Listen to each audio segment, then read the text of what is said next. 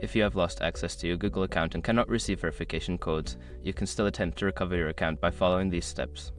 This guide will help you navigate the recovery process. Step 1. Visit the Google Account Recovery page. Go to the Google Account Recovery page by entering accounts.google.com/signal/recovery in your web browser. This is the starting point for recovering your account. Step 2. Enter your email or phone number.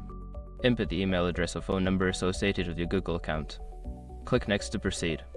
This will help Google identify your account. Step 3. Click on Forgot Password. When prompted for your password, click on the Forgot Password link. This will take you to the next step in the recovery process. Step 4. Choose an alternative recovery option.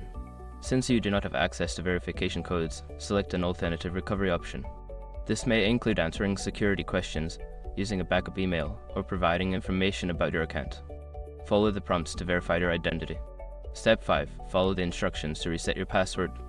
Once your identity is verified, Google will provide instructions to reset your password. Follow these instructions carefully to create a new password and regain access to your account. If you follow these steps, you should be able to recover your Google account even without verification codes. Remember to update your recovery options once you regain access to avoid similar issues in the future.